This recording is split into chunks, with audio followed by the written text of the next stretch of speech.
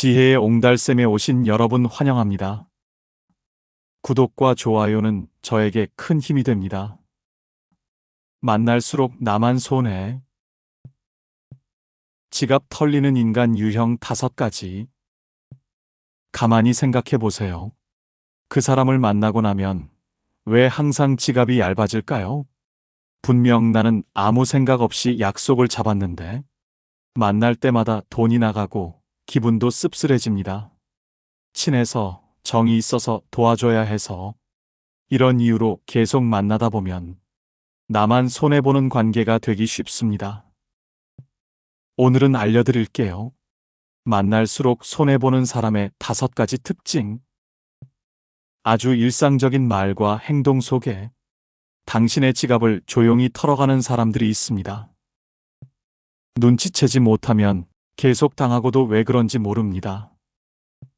지금부터 그 조용한 손해의 징후들을 알려드릴게요. 첫째, 약속 장소가 늘 비싸다.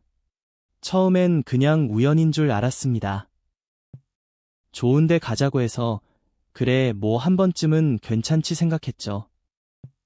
근데 이상하더라고요. 약속을 잡을 때마다 꼭 비싼 데만 골라요. 카페도 조용한 프랜차이즈는 절대 아니고 감성 인테리어에 커피 한 잔이 8,000원짜리. 밥도 마찬가지예요. 소박한 밥집은 쳐다도 안 봅니다. 늘 분위기 좋은 식당, 인스타에 올릴 만한 곳. 그 사람은 말합니다. 분위기 좀 봐. 여기 너무 좋지? 근데 정작 계산할 때는 한 발짝 뒤로 물러나 있죠. 말은 안 하지만 몸이 대답합니다. 너가 내라는 그 익숙한 침묵. 딱히 나쁜 말은 하지 않지만 늘 같은 패턴이에요. 처음엔 괜찮았어요. 근데 만남이 반복될수록 이상한 느낌이 들기 시작했어요. 늘 내가 계산하는 쪽에 서 있지. 그리고 깨달았죠. 이 사람은 내가 편해서가 아니라 내가 내는 게 편해서 나를 만나고 있구나. 이런 관계는 오래가도 지칩니다. 언제부터인가 만나기 전에 통장 잔고부터 확인하게 돼요. 그 사람을 좋아해서가 아니라 얼마 나갈까 걱정돼서요. 문제는 그 사람이 이걸 모른다는 겁니다.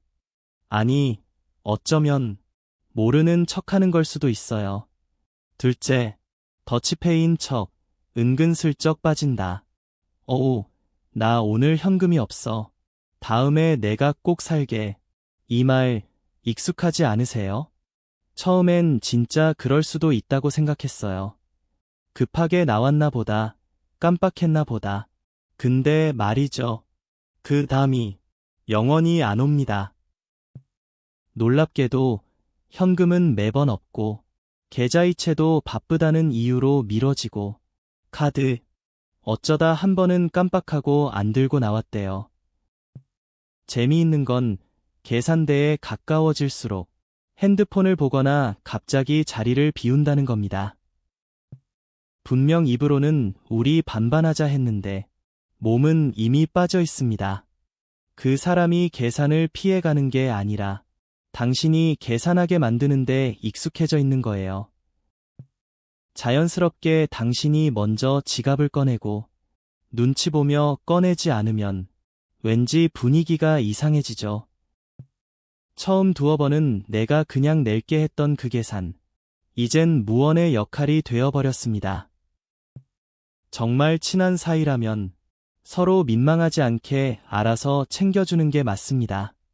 하지만 매번 당신만 부담한다면 그건 우정이 아니라 습관적인 기생입니다. 다음에 줄게라는 말. 세 번째부터는 그냥 면피용 멘트입니다. 셋째, 선물은 잘 받지만 절대 안 한다. 생일이라길래 정성껏 준비했어요. 선물도 사고 손편지도 쓰고 시간도 냈죠. 기뻐하던 그 표정에 뿌듯했죠. 역시 주는 게 더 기분 좋다 싶었습니다. 그런데 말이에요. 내 생일에는 아무 연락도 없더라고요. 아니면 그랬어? 미안 몰랐네 한마디. 그런 일이 반복되면 마음이 서서히 식습니다. 혹시 나만 챙기는 관계인가? 그 의심이 점점 현실이 되어가요. 축하받고 싶어서 챙긴 게 아니에요. 적어도 마음의 주고받음은 있었으면 했죠. 근데 그 사람은 받는데 익숙하고 주는 데는 무관심합니다. 기념일, 선물, 그런 건 가치 있는 사람한테나 하는 거라는 식이에요. 그 말을 들으면 가슴 한켠이 서늘해집니다. 아, 나는 그 기준에 없는 사람이구나. 물질이 아쉬운 게 아니라 진심을 느낄 기회조차 안 주는 그 태도가 씁쓸한 겁니다. 관계는 부담이 아니라 배려여야 합니다. 일방적인 챙김은 결국 마음을 지치게 하고 무너뜨립니다. 선물은 마음의 표현입니다. 받기만 하고 주지 않는 사람은 당신의 마음도 그저 소비하고 있는 겁니다. 넷째, 돈 얘기만 꺼내도 분위기 싸해진다. 분명 약속했어요. 이번 건 내가 먼저 내고 다음에 내가 낼게. 그래서 기다렸죠. 믿고. 근데 다음이 오질 않아요. 한참 지나서 조심스럽게 말을 꺼냈죠. 그때 그거 혹시 기억나? 그 순간 분위기가 갑자기 싸해집니다. 눈빛이 달라지고 표정이 굳어요. 그깟 돈 가지고 왜 그래? 친한 사이에 돈 얘기 좀 그만하자. 그 말 한마디에 내가 너무 속 좁아진 사람이 됩니다. 꼼꼼한 것도 아니고 계산적인 것도 아닌데 그냥 당연한 걸 말한 것뿐인데도 이상한 사람이 돼요. 그래서 점점 입을 닫게 됩니다. 말하지 않으면 불편해지지 않으니까. 근데 그 침묵은 결국 손해로 이어져요. 말을 못하면 결국 계속 잃게 됩니다. 돈 얘기를 꺼내는 사람보다 돈 얘기를 못 꺼내게 만드는 사람이 더 문제입니다. 진짜 관계라면 서로 민감한 주제도 솔직하게 얘기할 수 있어야 해요.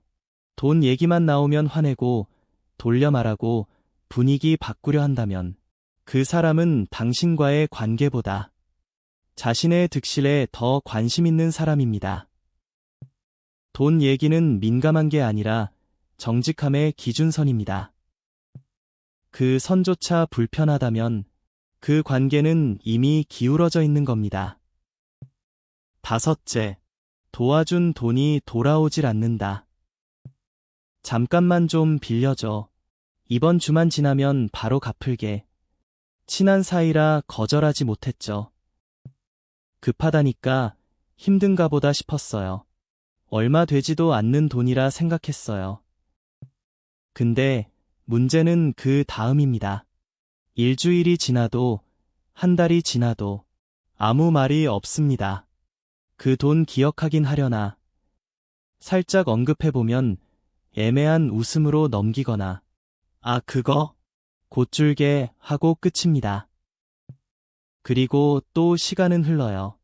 기다리다 지쳐 내가 말 꺼내면 되려 민망하거나 분위기가 이상해집니다. 심지어 이런 말도 들어봤습니다. 그 정도 돈 갖고 그러냐?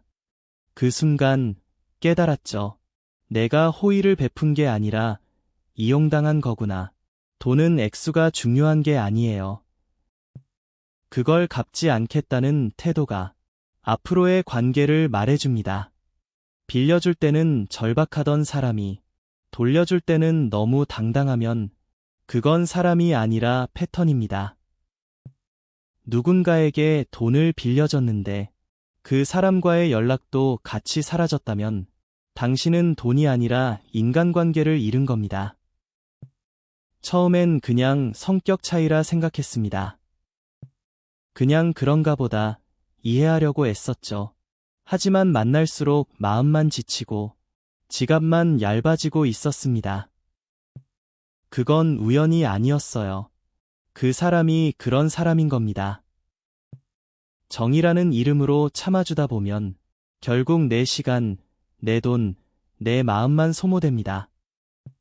관계는 기대고 기대주는 것이지 한쪽만 털리는 게 아니에요. 이 5가지 계속 반복된다면 그건 단순한 습관이 아니라 당신을 이용하는 패턴입니다. 사람은 바꿀 수 없어도 내가 거리를 둘 수는 있습니다. 당신의 지갑과 마음 아끼세요.